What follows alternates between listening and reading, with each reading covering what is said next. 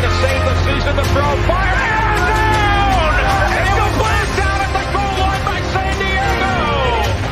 Tomlinson, off the left side. Tomlinson sidestep. Hello, history books. I think they have to now. Here's Sproles. Sproles inside the 10, inside the 5, and the Chargers win the game.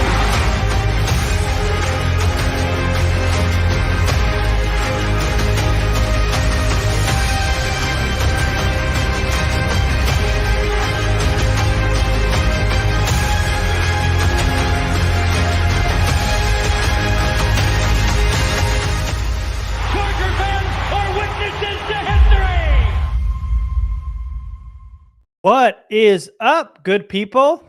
It's the OGs. Garrett here, Jamie here.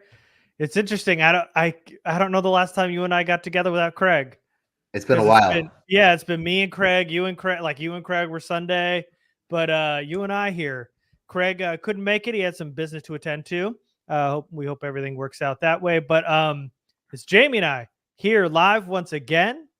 The Lightning Round podcast at Garrett Sisti at Lightning_round. We are here for TLR Roundtable. We are going to go over our Discord questions. We got some Twitter questions. We got the bad tweets. You guys remember how it goes. So let's just get right into it. Oh, if you're in the chat here today, make sure to send us your questions. We'll be answering that in between as well. So feel free to send us questions. This is all real loose. So we'll answer anything you guys got. And let's go ahead and start. And I will pull up my first little question here from Discord. And I will zoom in a little bit.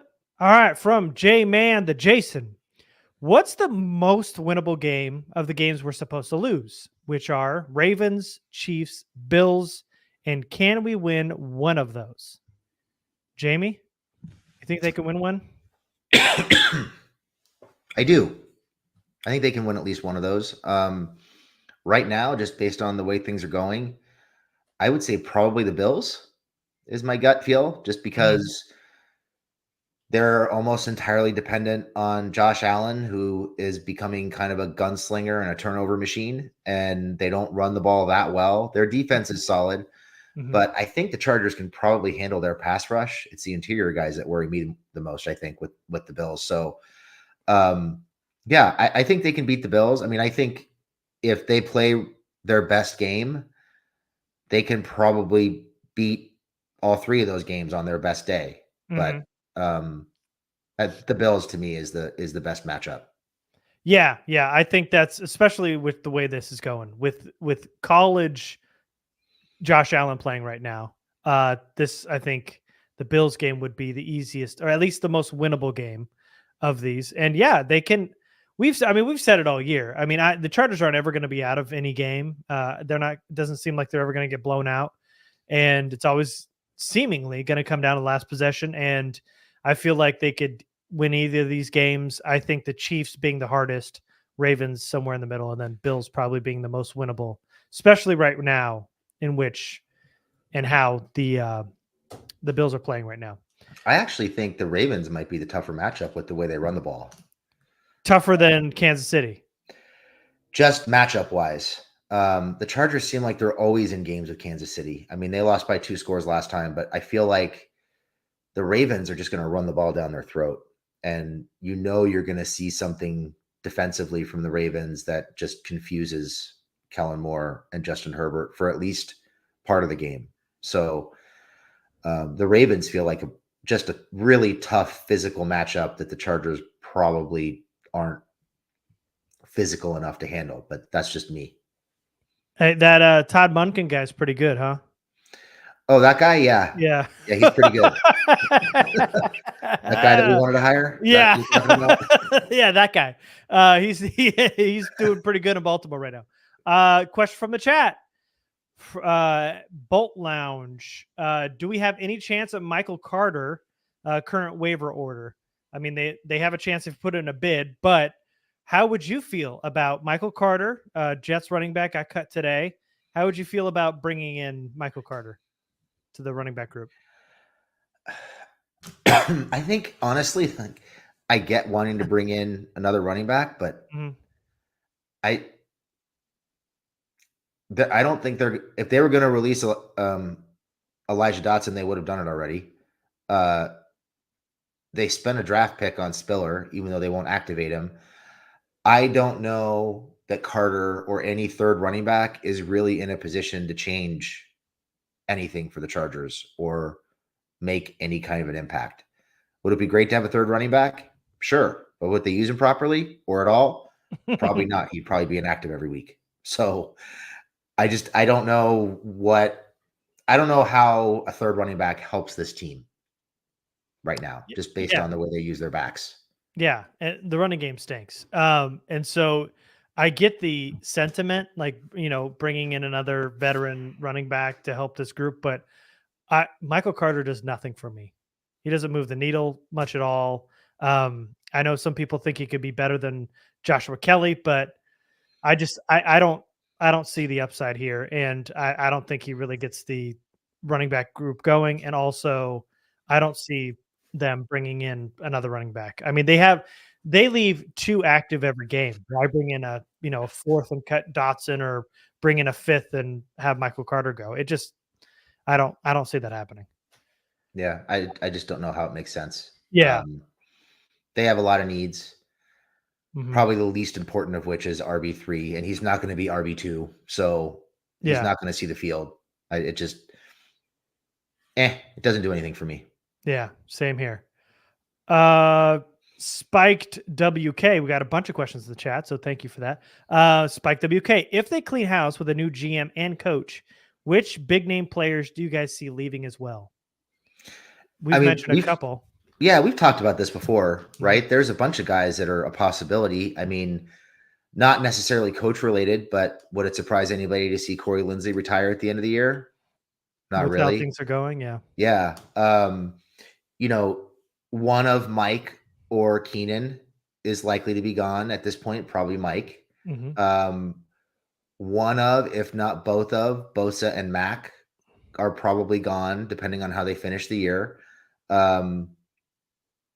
Everett, I mean, he's not big name, but he's one of the, starters on offense. He's a guy who could be gone. I could see Austin Johnson being gone.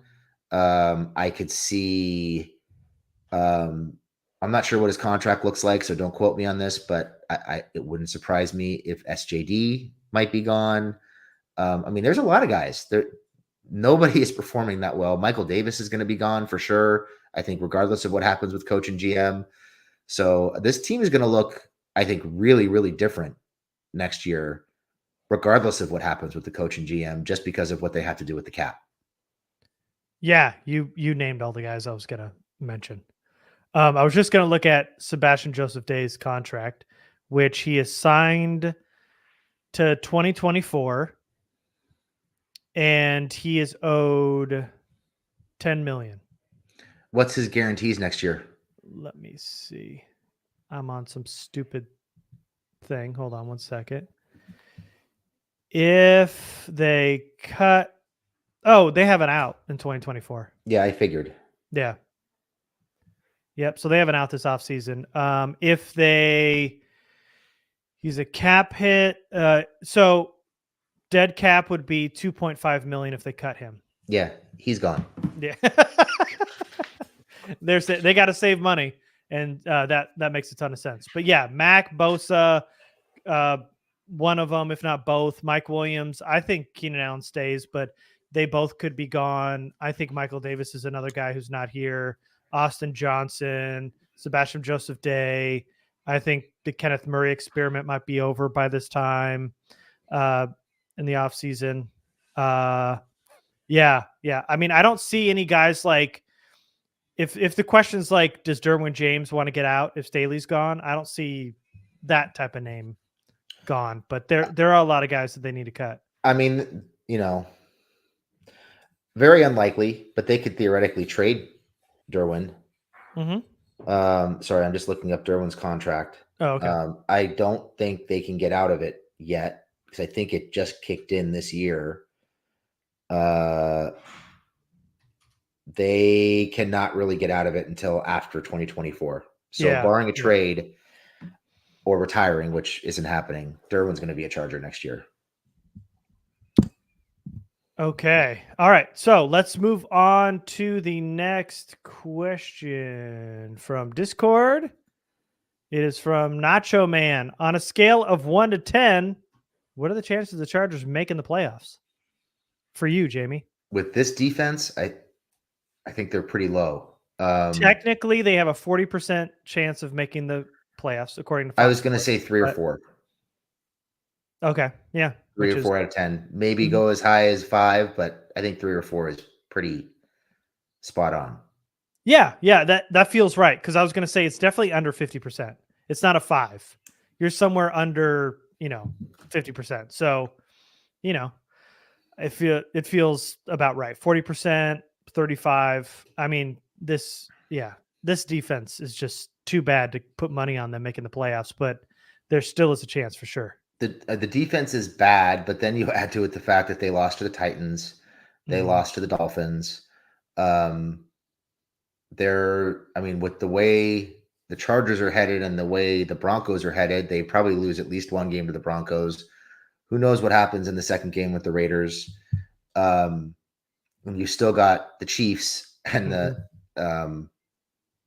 Chiefs, the Ravens, and the Bills on the schedule. Yeah. I think their AFC record, unless they go get really hot and go on a deep run, win 11 games, their AFC record is probably going to preclude them from making the playoffs. That's my guess. Yeah, it seems like it. All right, from the chat, T.2117. Everyone wants someone who has head coaching experience as our next head coach. Who, other than Harbaugh, is even a good option for that? The former head coaches were fired for a reason. Thanks, guys. You seem new, T.Dot, so welcome. But go ahead. Yep, I don't recognize that name. So welcome and thanks for writing in. We appreciate it. So the one possibility, who knows if it's definitely going to happen or not, but there are some whispers that Mike Vrabel might get fired this year. I kind of doubt it, but it's possible. So he'd be an option. I don't know if anybody caught it. I think this is really unlikely. But Pat McAfee had Dan Orlovsky on today, and they were talking about Belichick.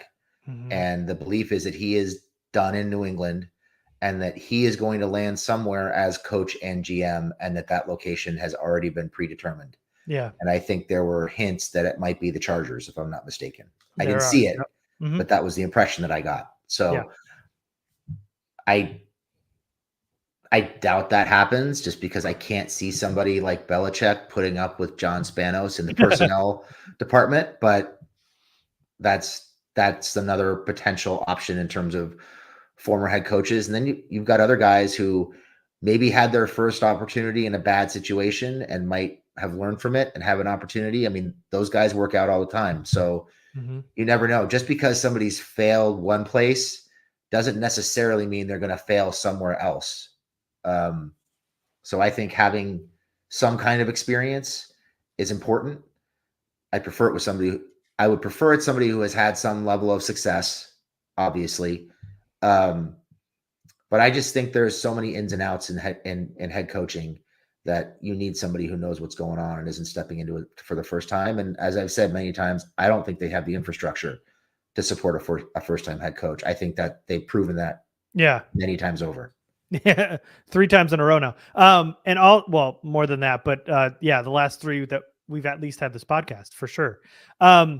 So yes, Vrabel, I doubt, but that is definitely a name you would look for.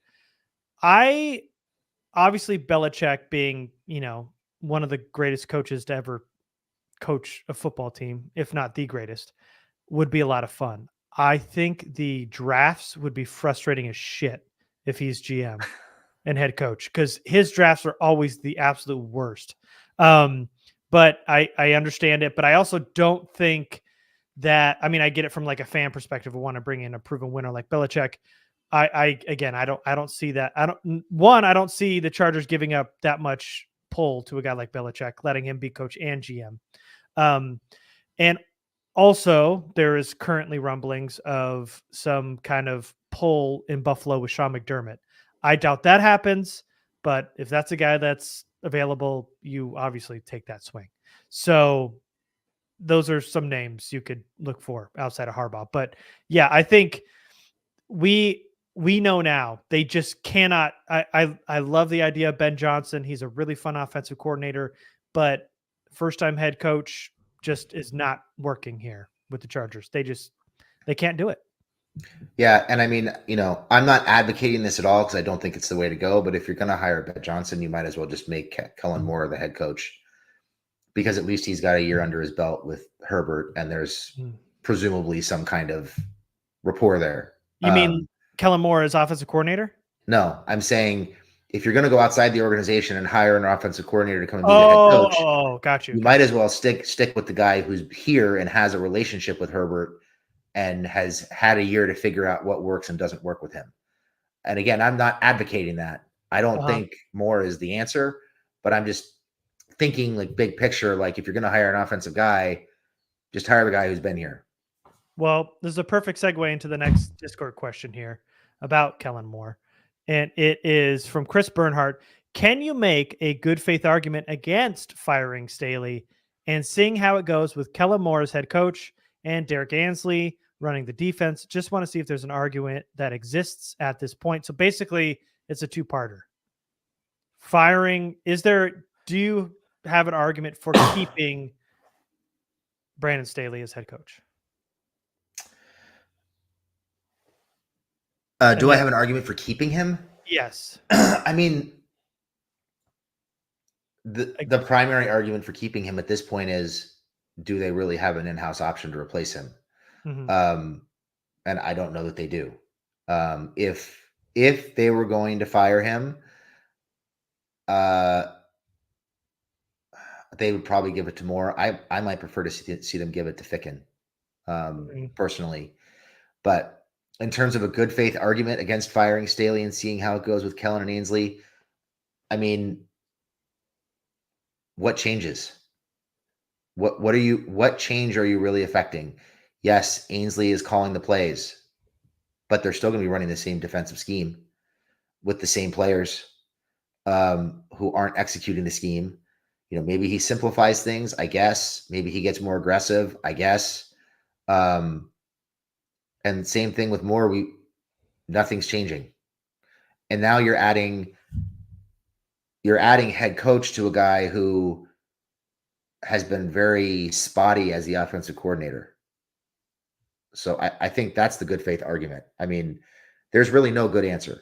You're either stuck with Staley all year, which is less than ideal, or you're stuck with two guys who are figuring it out on a whole different level on the fly. I don't know how that works with the infrastructure that we've previously mentioned. Right. So the second parter is both of them have been bad this season. It's Ansley's defense because he's, DC, and Kellen Moore. While I thought there was a better game plan against Detroit this weekend, he has not been very good all season. So to just basically let him fail into a promotion as head coach doesn't make sense for Kellen Moore. And I know he's gotten interviews as head coach in the past, but he hasn't gotten those jobs. Obviously, he is an offensive coordinator who has not been consistent. It doesn't make sense to give him the head coaching job. And also, why give Ansley the DC keys when he has proven that this defense sucks? So that doesn't make any sense. But now in terms of keeping Staley, this is not what I'm saying, but the age-old excuse has always been injuries. They use it with every coach.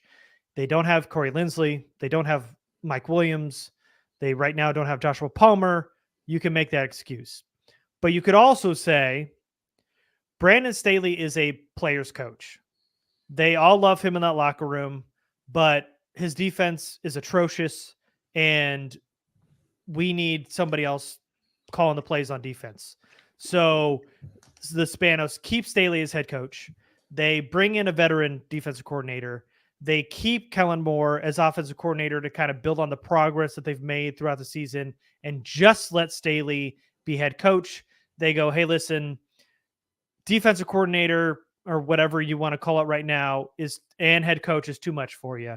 We're going to take that off your plate, give you a new veteran DC, give you a proven offensive coordinator again, another year in the system.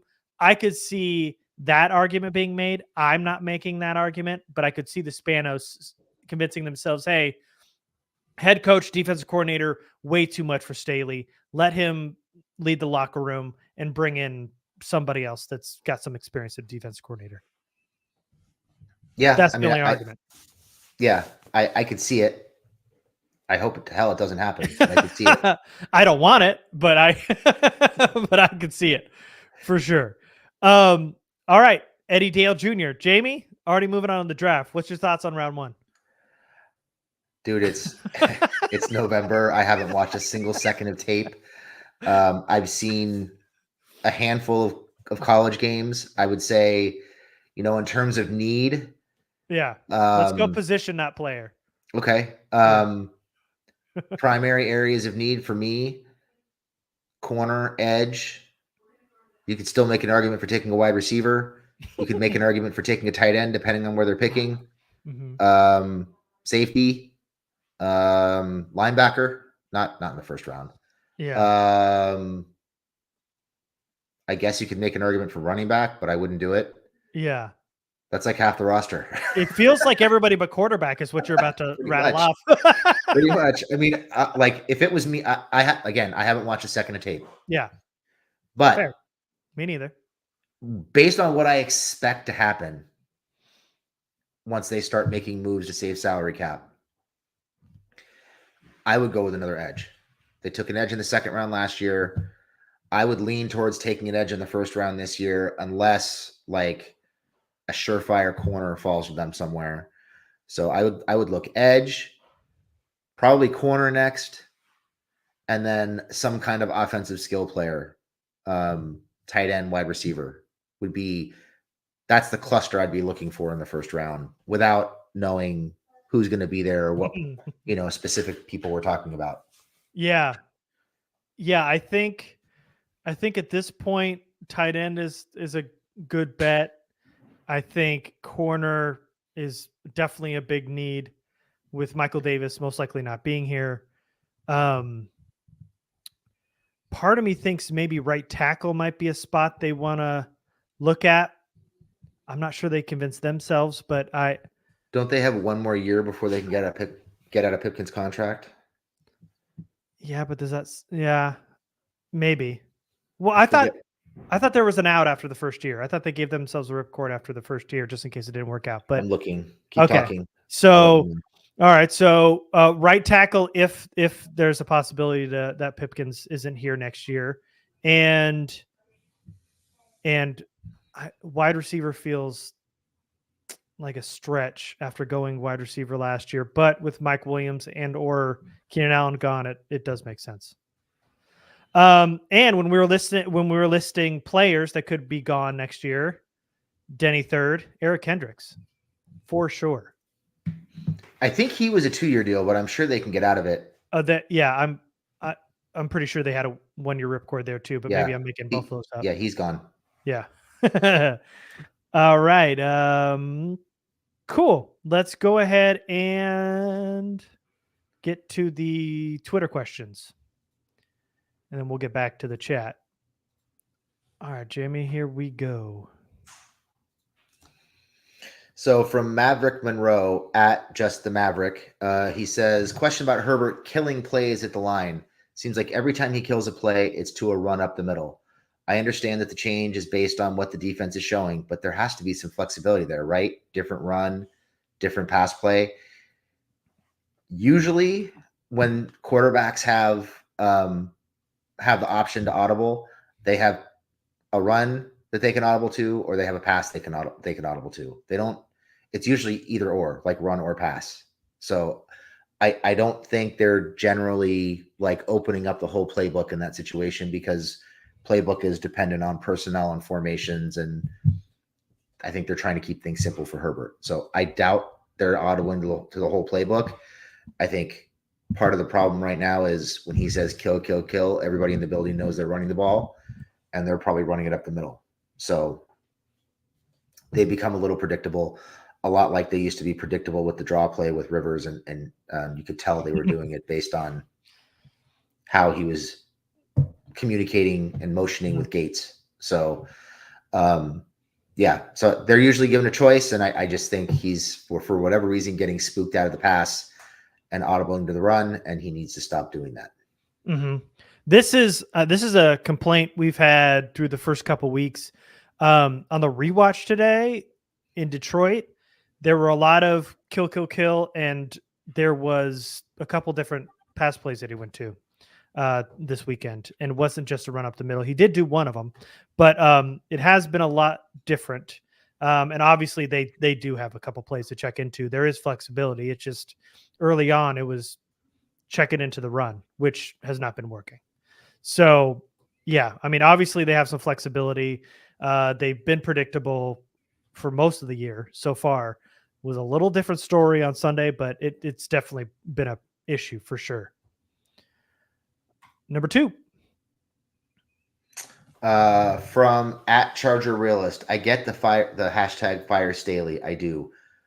But what good does it truly do? Moore isn't ready for a head coaching opportunity, and a firing of Staley probably means TT is gone too. Will going 500 the rest of the season still guarantee a firing? Counterpoint, fire him to hashtag blow for Bowers. We'll work on that hashtag, by the way. Yeah, we definitely need to work on the hashtag.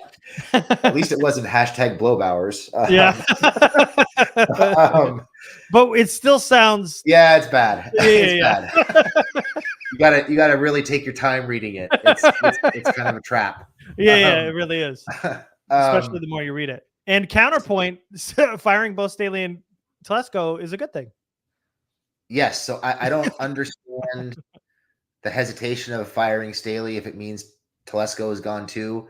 He probably should have been gone before they hired Staley anyway. And if they bring in another head coach, unless that head coach really, really wants Telesco here, he should be right out the door with Staley because it's his roster, it's his head coach.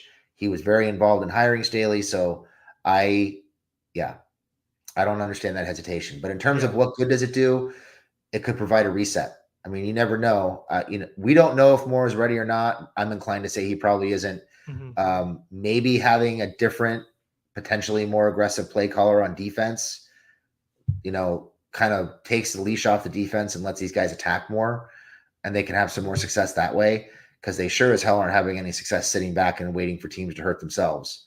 So they need to figure out some way to force some turnovers aside from just playing Zach Wilson every week. They got to find a way to turn the ball over. So that's the upside is you get a fresh start in the room. Everybody gets to restart. You get rid of the soft play calling on defense. Maybe you get more aggressive on defense. You get to see what Moore has, although I'd be surprised if they hired him after being an interim anyway, unless he just took them on like an unbelievable run. But I mean, do we really want to keep Staley just to protect Telesco? I don't understand that argument. Yeah. I'm a little hesitant on it too. But so maybe this is a fan of Telesco. We obviously aren't. So that's actually a good thing if they both were to leave. But I think going 500 the rest of the way and missing the playoffs, in my mind, is gonna get Brandon Staley fired. I mean, to go from missing the playoffs his first year, getting to the playoffs, getting embarrassed against the Jaguars, and then coming back and missing the playoffs again feels like a pretty big burden for Staley to overcome. Well, yeah, I think, if they go 500 down the stretch and 4-4 in their last 8 games, you're talking about finishing 8-9, having a losing record and missing the playoffs. Yeah. Early in the season, I felt like they probably wouldn't fire him after this year unless they had double-digit losses. But there are lots of reports that they're frustrated and that they're ready to move on. And, finishing with a losing record a year after being in the playoffs and finishing the way they did might be enough to force him out the door. Yeah. I think anything less than, at the very least, making the playoffs and certainly winning a playoff game should probably get him fired at this point. Yeah.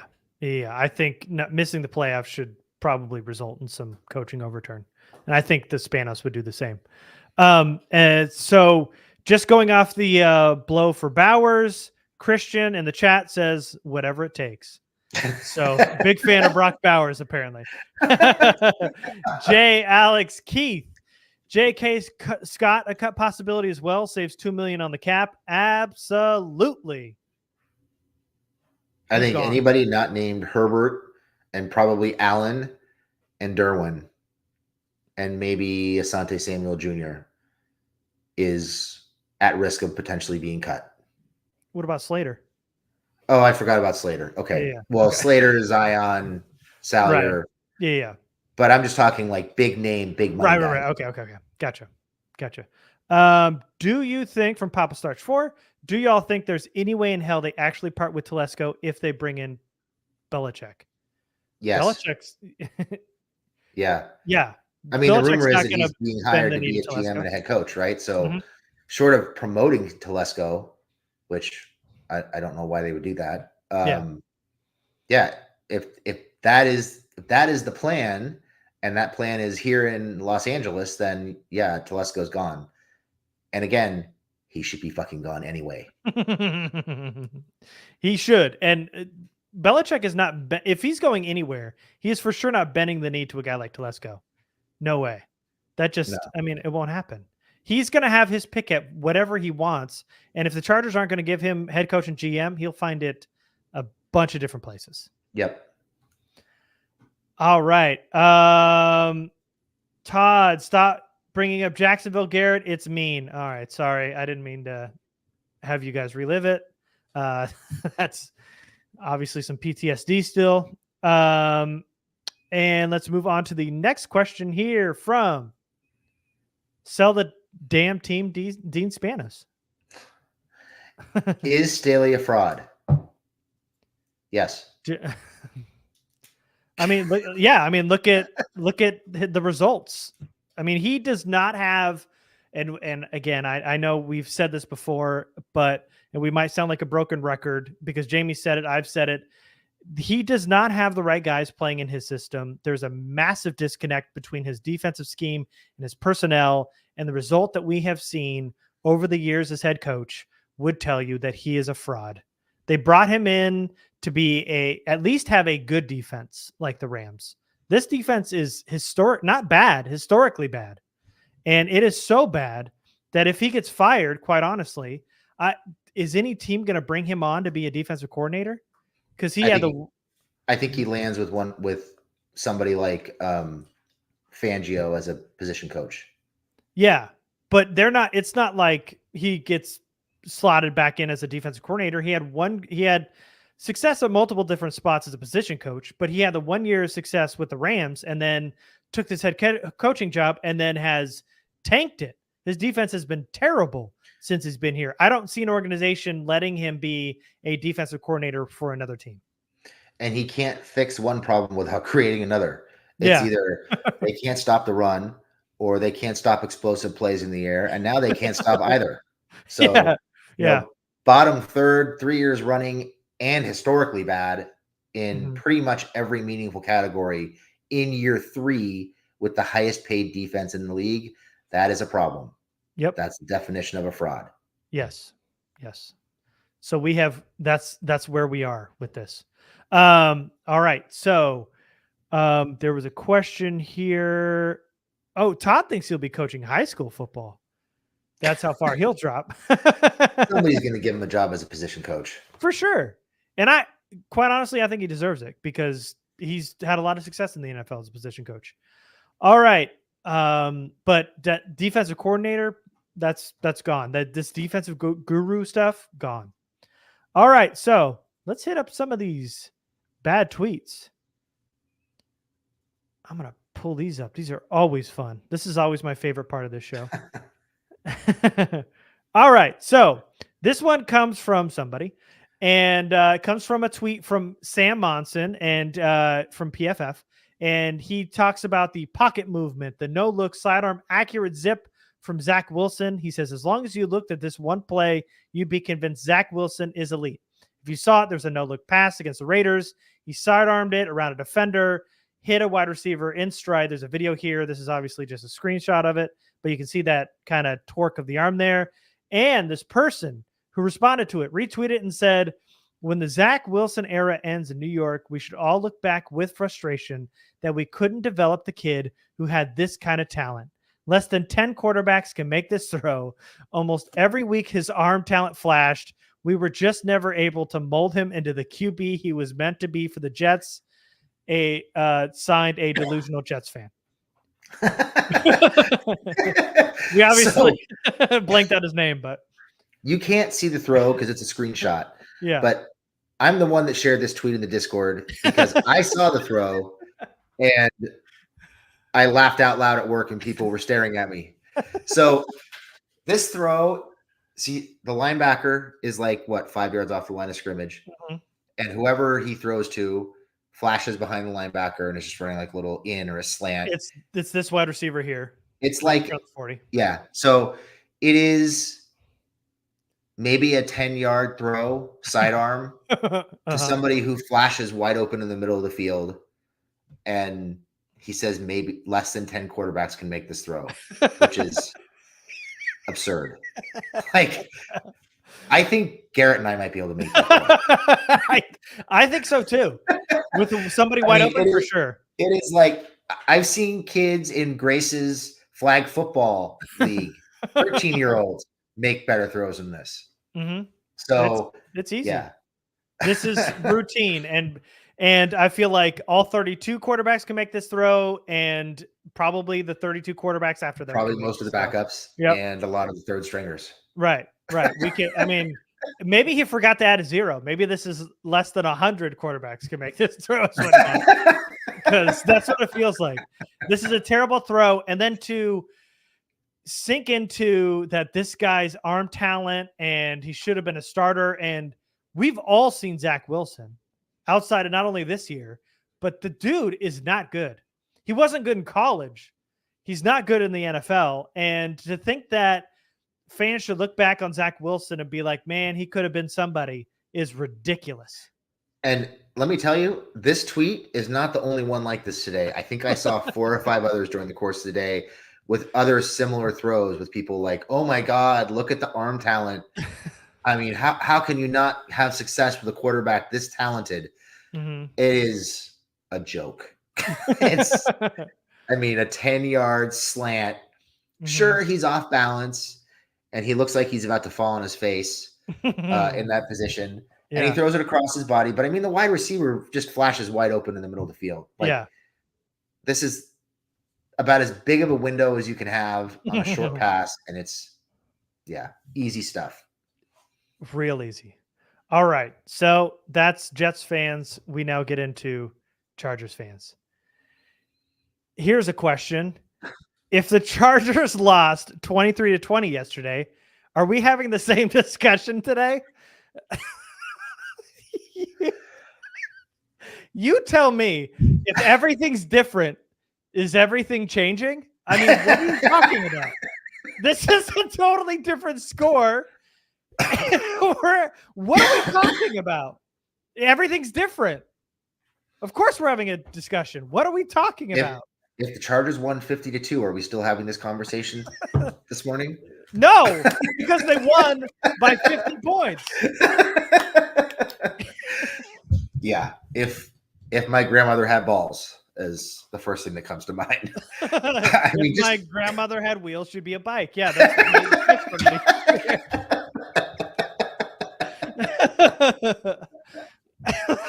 Oh, you're gonna make me cry. And we like what? Of course. What are we talking about? This is a totally different thing. This is ridiculous. Don't do this. If the defense actually played well, would we be having a different conversation? If they could actually force a punt or force a turnover or get a stop on 4th down, would we be having a different conversation? Come on. Come on. I know we're trying to be positive, and I know there's a desire to not criticize the players and Staley, and we're trying to be different, but this is just fucking dumb. And we don't know who this is. We're just we got this all cut out, but this is ridiculous. This is dumb. Well, you know who it is? I know who it is. Oh, okay. All right, then. Next one. That doesn't And make last it. one. I would Any still think better? it was dumb, even if I didn't. Well, of course, because that's a ridiculous question. Here's one. And Charger fan again, haven't been looking at any of the comments on Twitter, and it's a glorious feeling. Good for you. Definitely don't tweet this out then.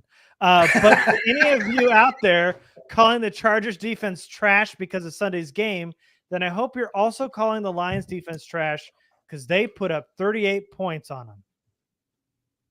Thank you. I mean, like, just if you don't want the comment section of Twitter in your mentions, don't tweet this shit out. I mean, it's really, I haven't looked at the comments on Twitter, and it's a glorious feeling. We all do it. We all ignore Twitter for a day when bad shit happens, and it's great.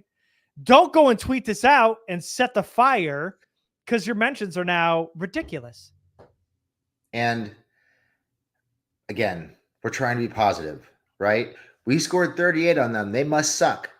So on the one hand, you're trying to deflect from calling the Chargers defense trash when it gave up, 8,000 yards in 4 quarters on Sunday and 41 points. But in the same breath, you're taking away from the offense by saying that they scored 38 points on a trash defense. That's the point. So what is your point? It's counterproductive. Are we being positive? Yeah. Are we being negative? What are we doing here? Because this is both.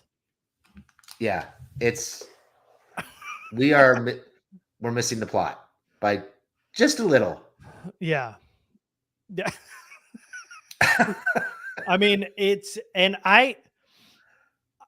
feels like this is, to me, when the Chargers kind of go on this losing streak, which they do, which every year it's something like this. But when the people who are blindly positive, which is fine, I mean, go about it. But also, like, there's a line where you start pandering to a subsect of Chargers Twitter just to get the likes and the views and the listens and all that. Once shit like this happens, where you lose a bad game like this, and they finally have to come back down to earth, and we can all just have a normal conversation, is great. But somehow they try to slip in shit like this, and the thing that happened before this, where it's like, yeah, but what if they only lost 23-20 yesterday? Would it be different? Like, lose that shit and let's all have a normal, calculated conversation. But I don't think we'll ever have that. Like, let's be objective and intellectually honest and actually evaluate what happened instead of trying to. Let's have some honest discourse. Yeah. Yeah. I didn't even know what the point of this is. Either of them, to be honest with you. No, I don't. I don't understand what the objective is. Like, are you just trying to prove how positive you are? Do you not understand what's happening? Like, what universe are you living in? And can I have some of whatever you're smoking? Because it must be really good. All right. Well, we're done. Thanks everybody for joining us. We appreciate you guys. As you see, I'm at Garrett Jamie at Lightning_round. Thanks for tuning in to TLR Roundtable. A really good turnout today for you guys and the questions. Appreciate you guys joining us. I've got Score More coming up. Jamie's got something brewing for walkthrough coming up. We appreciate you guys, and we will see you next time. Yep. Just real quick, want to thank everybody for supporting. We've had a really good run the first 9 weeks of the 10 weeks of the season. Oh my God. Doing 5 shows a week. Mm-hmm. You guys have all been really supportive to the point that you're often calling for shows when they're coming out late. So we always say there's no reason to do this if we don't have you guys listening and supporting. So thank you guys for supporting. Thank you guys for just being the people that you are and tuning in and giving us a reason to keep the show going. It's been a great year with all the new content, and I can't wait to keep expanding on it. Yeah. Also, if you're listening to this show, bro, go over to YouTube and watch this shit, because our listening numbers are always our bread and butter and strong as shit. But then YouTube, it's like, well, I'm already listening. I don't want to watch. Go over there and go support YouTube already, would you? Yes. This has been great. We love you guys. Go over to YouTube and support that too, because our audience is stuck listening to our podcast, and we love you for it. Thank you. But go over to YouTube too. Do both. Just do both. Do both. Watch it live. And then make notes of the things that you thought were funny, and then go back and listen to them again. Yeah, and look at these Best two of both great worlds. faces. I mean, we didn't do makeup and hair and stuff for nothing. Come and see us. Just kidding. Is my base and my ruse that obvious? I wanted to mention it before we got on, but I didn't. But thanks, guys, everybody. Appreciate you guys. We love you. Make sure to join us on Discord too. Join the Patreon. Subscribe everywhere. We love you all, and we will see you next time. Thanks, everybody.